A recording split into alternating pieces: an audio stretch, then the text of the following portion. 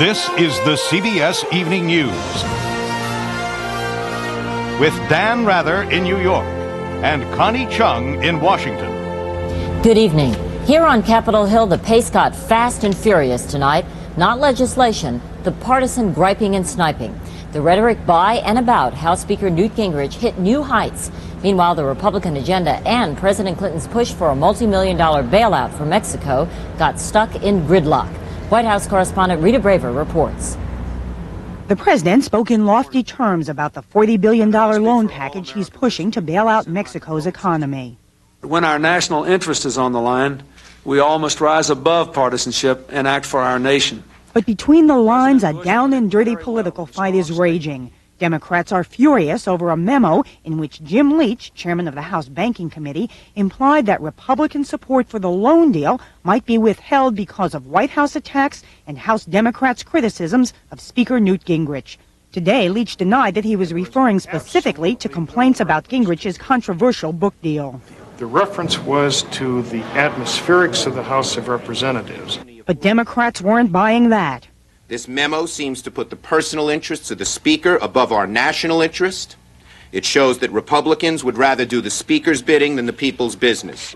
For his part, the Speaker claimed the loan deal is in trouble only because the White House can't get Democratic ducks in a row. They almost start marching, and then one duck goes off this way and another duck goes off this way. This is not an anti-duck comment. But a little while later, Gingrich seemed to make an anti-Hillary Clinton comment, comparing his book deal to her controversial $100,000 commodity futures profit. Now, I know there are important Democrats in this city who would have automatically turned down $4.5 million. They'd have said, I can make too much money at cattle futures. And Gingrich claimed that Democrats and the press are working together to get him. They will do anything to stop us. They will use any tool. There is no grotesquerie, no distortion, no dishonesty too great for them to come after us. And if this level of rage continues, the question is not only whether the Mexican loan deal can be passed, but also whether any other legislation can either. Rita Braver, CBS News at the White House. The death toll passed 4,500 in Japan today, while survivors of the earthquake battled hunger, thirst, and cold in the ruins of Kobe. With little hope of life returning to normal soon, thousands more fled the devastated city. One of the world's most experienced correspondents, Bob Simon, reports. Traffic was heavy on the train lines out of Kobe today. There were no trains, of course, but traffic was heavy. Others stood on line patiently, ever so patiently, to board boats to Osaka. Osaka, warmth, water, a semblance of normality. Those contributions from overseas were being put to good use in Kobe today. Swiss avalanche dogs to sniff out bodies, American blankets to cover them. Another, and another, and another. The list of the missing grows shorter. You lied to us, Grandpa, she says. You told us you'd live to be 100. To live in Japan is to know it can happen to you any place, any time. We went to one of those places today, to Sakai Street in Hanjo Town. One block in one neighborhood. There are thousands more just like it. Businessmen, bureaucrats, all archaeologists now digging for signs of their past. Jewelry, pottery, Akihito period, circa 1990s. People were helping each other today. The sense of neighborhood was still very much alive, even if the neighborhood was gone. Mrs. Umeda invited us into her house. There's no front door anymore, but we were invited into the second floor, which is now the first floor. There's nothing I can do about it, she says. What I'm really worried about are my kids. When can they go back to school? No one on Sakai Street will ever forget exactly where they were when the clock stopped, when the world moved from under them. I couldn't get out, she says. My mother was trapped on the stairs yelling, "Help me, help me." The neighborhood tea houses, sushi bars were all wiped out, but a new restaurant has cropped up around the corner. It's all takeout now. I've only just built this place, she says. I have so many loans to pay off. What happened is so terrible, but I see you laugh a lot. I can do nothing but laugh. There's no going back. We'll just start again and be strong. Here in Hanzhou Town, where life is measured on the Richter scale, the recipe for recovery, anybody will tell you, is hard work. And people here seem strangely comfortable with that notion. They've done it before. They, of all people, know how. And they're doing it themselves, neighbor helping neighbor, no assistance from the government. That is, aside from the soldiers digging for the dead. Bob Simon, CBS News, Hanzhou Town, Japan. Lawyers in the O.J. Simpson trial prepare their opening statements. A look at the legal strategies in a moment. Also tonight from Washington, we'll investigate the impact of raising the minimum wage. And Eric Ingberg walks the halls of Congress with the most famous member of the freshman class.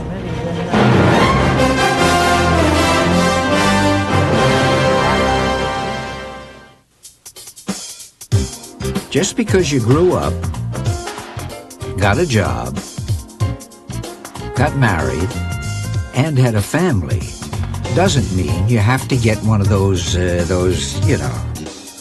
Introducing Odyssey. With 4 doors and an easy fold-away rear seat. It's not just a minivan, it's a Honda.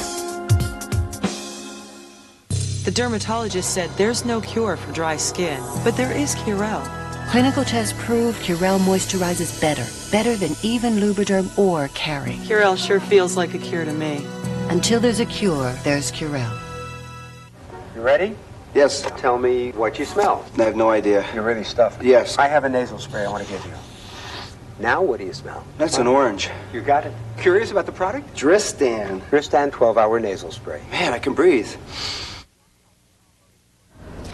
The strike by General Motors workers in Flint, Michigan is creating a parts shortage, and that forced GM today to close 5 assembly plants and cut operations at several others, keeping 30,000 workers off the job. GM workers struck the parts plant in Flint Wednesday in a dispute over staff size, overtime, and outside contracting. During a court hearing today in the case of who hacked to death Nicole Simpson and Ronald Goldman, attorneys for the people indicated they will try to link O.J. Simpson to the crime through gloves and shoes purchased at Bloomingdale's department store. Prosecutors said the store sells the kind of glove found at the crime scene and the kind of shoes that apparently made footprints there. Both sides in the Simpson trial will be working this weekend on their opening statements to be delivered Monday.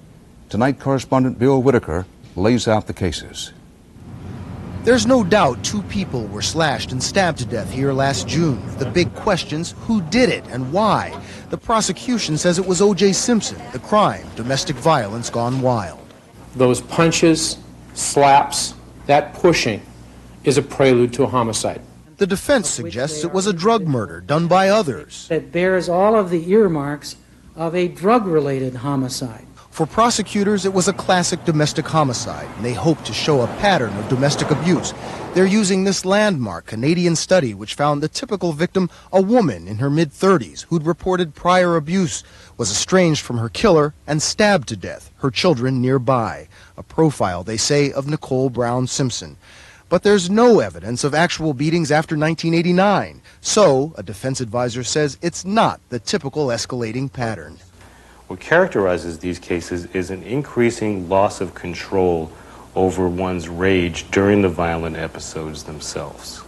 Looking from the level of injuries that she sustained prior to her death, it does not fit that classic pattern. The defense says it does fit the classic pattern of drug murder. A source close to the defense says it may argue the real target could have been admitted cocaine user Faye Resnick, who stayed with Nicole until just days before the murders. There is a much higher correlation of multiple victims and the use of knives in drug homicides. Not so, says a former federal drug agent who oversaw hundreds of drug murder investigations. In the overwhelming number of cases, the silencer and the pistol are preferred following some severe torture. Now, the defense has offered no evidence at all of their drug theory. Legally, they don't have to. They only have to raise reasonable doubt in the mind of one juror. The prosecution must convince all 12. Bill Whitaker, CBS News, Los Angeles. The U.S. Supreme Court agreed today to hear an appeal from a former prison inmate who says he sold marijuana to Dan Quayle when Quayle was a law student. Brett Kimberlin says that on the eve of the 1988 election, prison officials kept him from telling his story to the press. He's asking the Supreme Court to reinstate a suit he filed against those officials. Still ahead on the CBS Evening News, a huge debate takes off.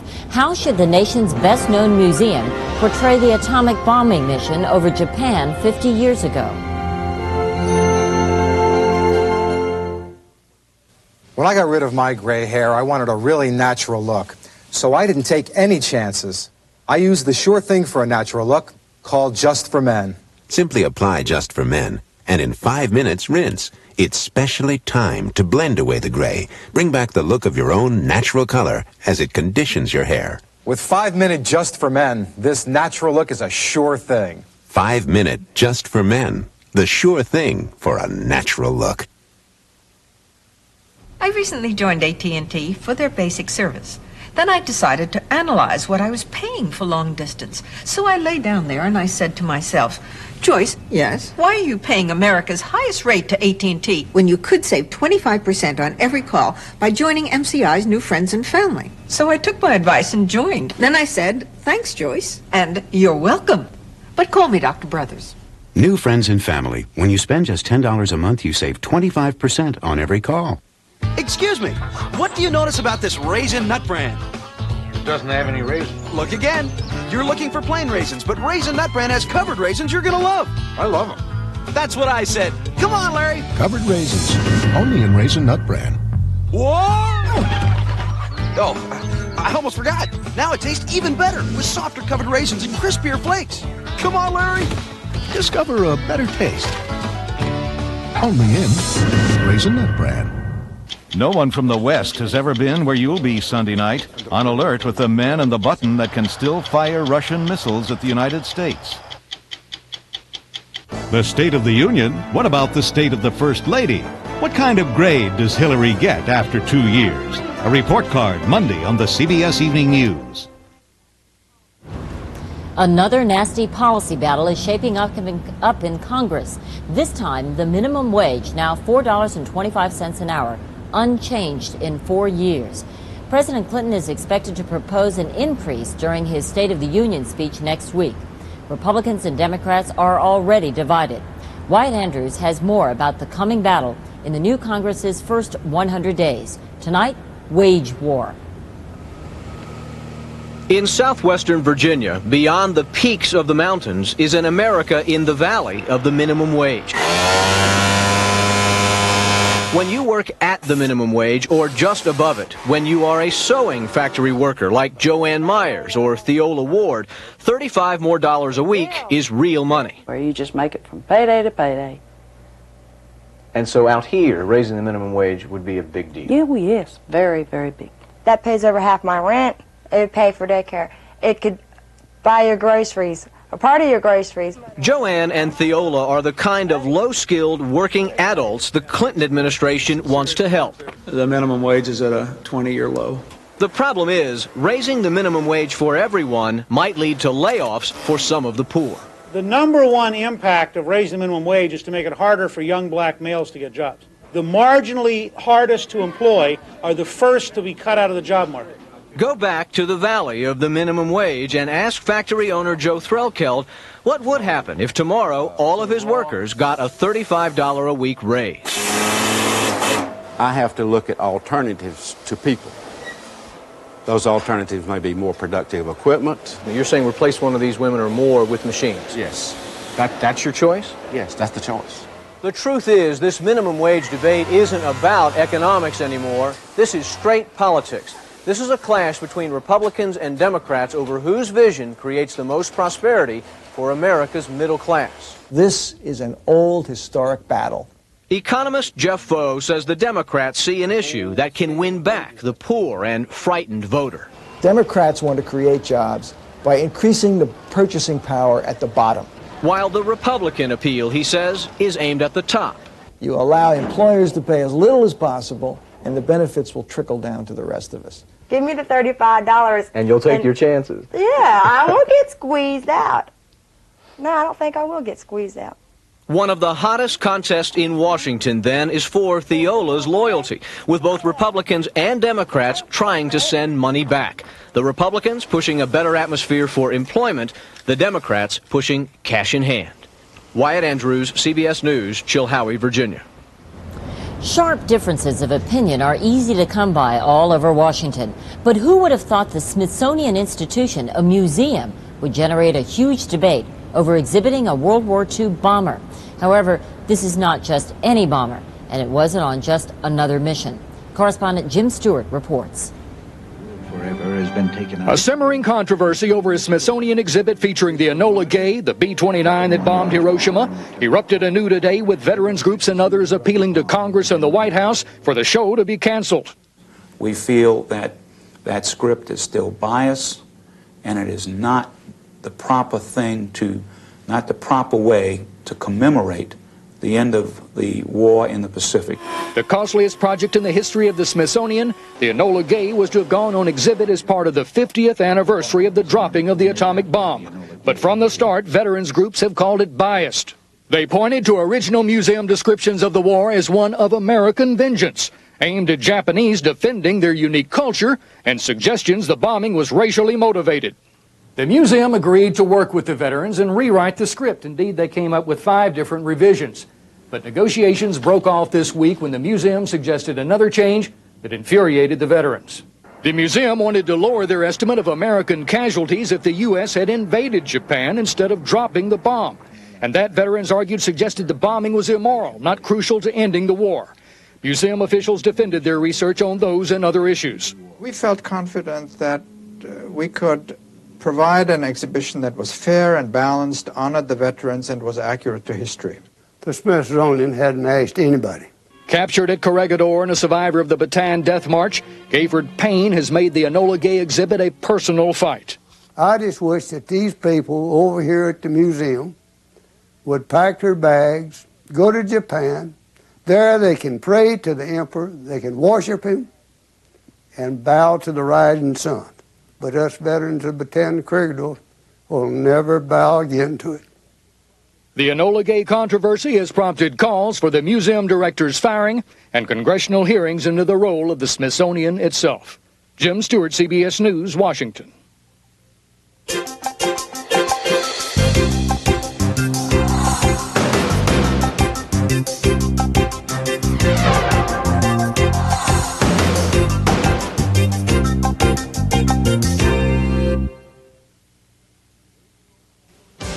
The age-old concept of one vitamin fits all has been one-upped. Today's One-A-Day is the only multivitamin with a range of 5 scientifically balanced formulas for different needs. Like One-A-Day for women with more calcium, 55 plus with extra antioxidants which may reduce cell damage, plus 3 more formulas designed for who you are and how you live.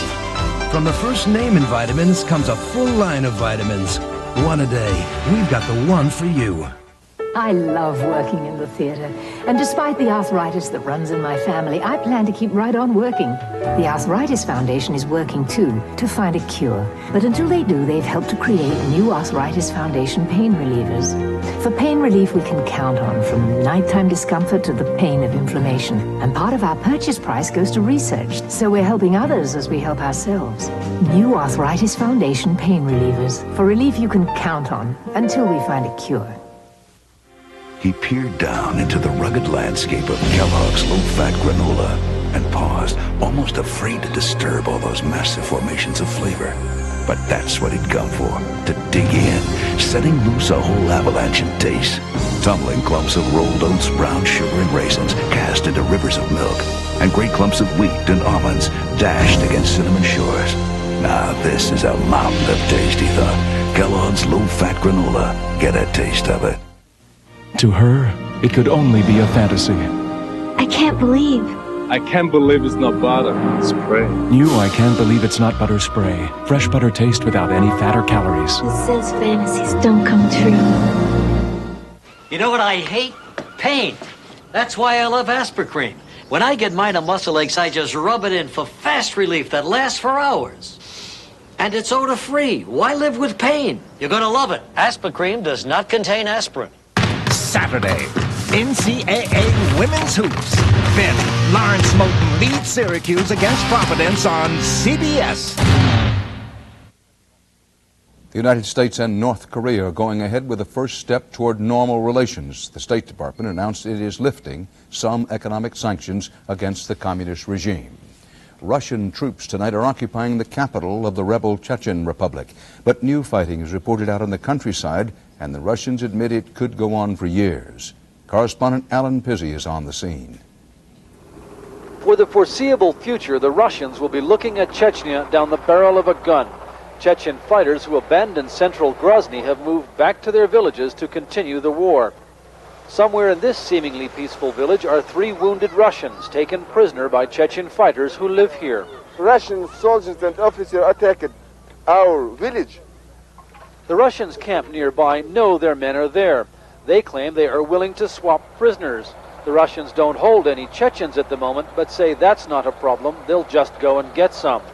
Helicopter gunships circle the village. Their message, if there's no deal, the Russians will cut their own with firepower. The Chechens are beefing up for just that contingency.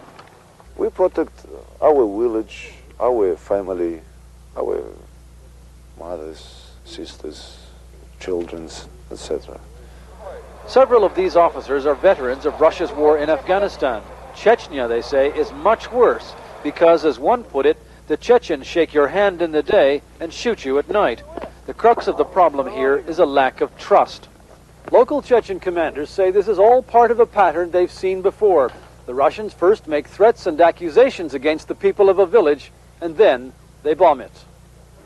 Older people see an even more sinister pattern, one that goes back 50 years. Vaka Husseinov says he was transported out of Chechnya in a cattle car by Stalin. Empty trains have been sent down here to exile us again, this young man says. Rumor builds in villages like this, but it's not just paranoia. The Russians are out there tightening the noose. Alan Pizzi, CBS News, Samashki. In Turkey, hopes are fading for a missing U.S. Air Force officer and his 10-year-old son. U.S. troops are still searching the area at a ski resort where the colonel and his son vanished into a blizzard last Sunday. Anonymous callers say they were kidnapped by Muslim radicals, but U.S. and Turkish officials say they don't believe that. We regret to report a death today in our CBS News family. Hinda Glasser, a pioneer among women in television news. You may not know her name, but virtually every journalist at CBS News in the last 37 years knew her, depended upon her, and valued her. Hinda Glasser was 63.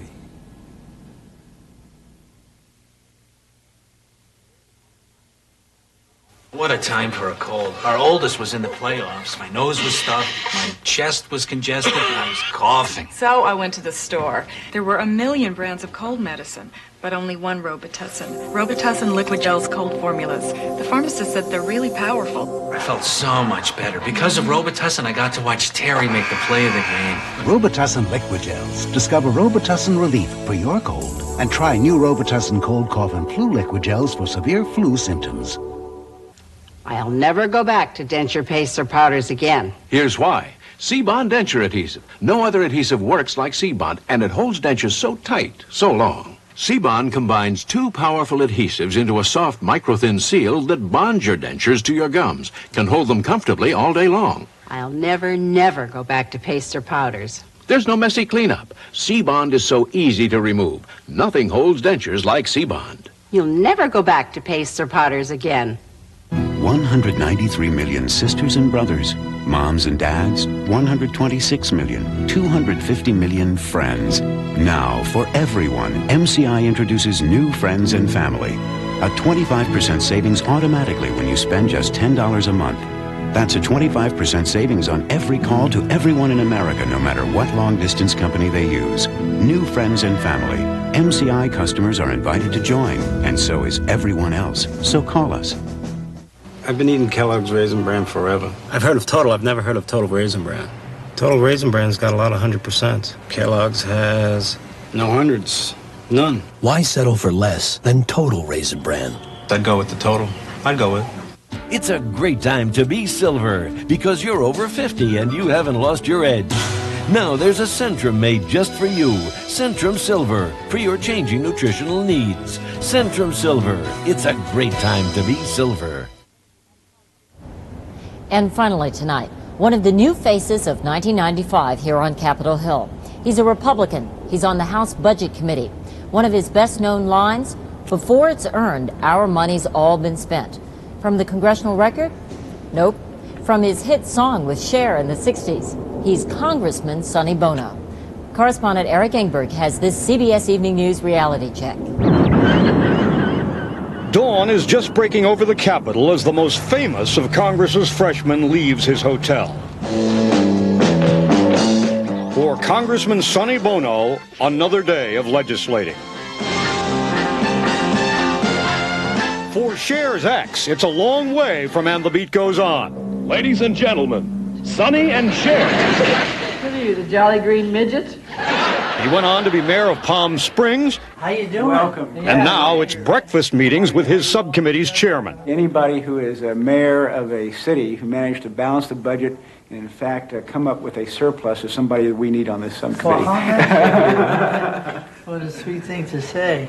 Then a ride on the House subway. Is this where we get out? He says his priorities are crime, immigration, and the problems of the elderly, but he's in no hurry to put the Bono stamp on legislation. My position has been sort of sit down, watch the players, try to get their ammo, and see how I can fit into how they operate. Hey, how you doing? From cops to columnists. How you doing? It's good to see you. Nice. Everyone on the Hill wants to meet a pop music icon. It was the kind of show where everybody felt they knew us. Represents the 4th Congressional District of California. Named to the Banking Committee, Bono is formally welcomed. Sonny Bono has a modest background in the entertainment industry. How you doing? Then, a minor crisis. Bono leaves the committee for a TV interview, but they need his vote against the Democrats now. They're voting. They are going to vote, yeah.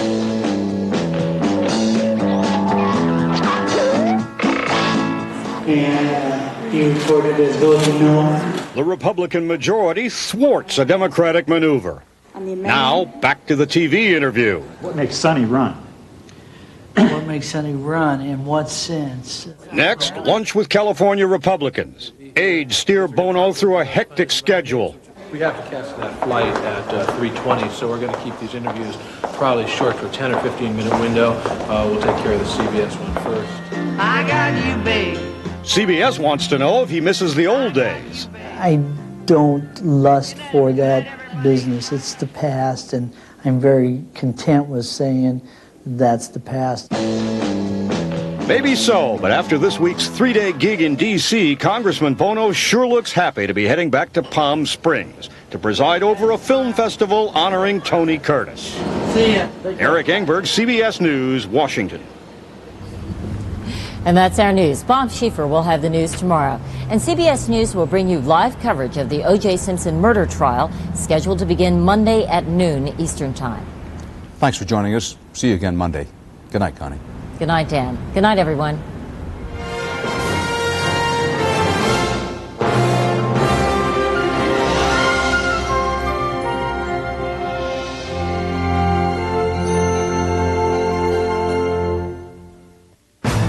Experience CBS News. This is CBS.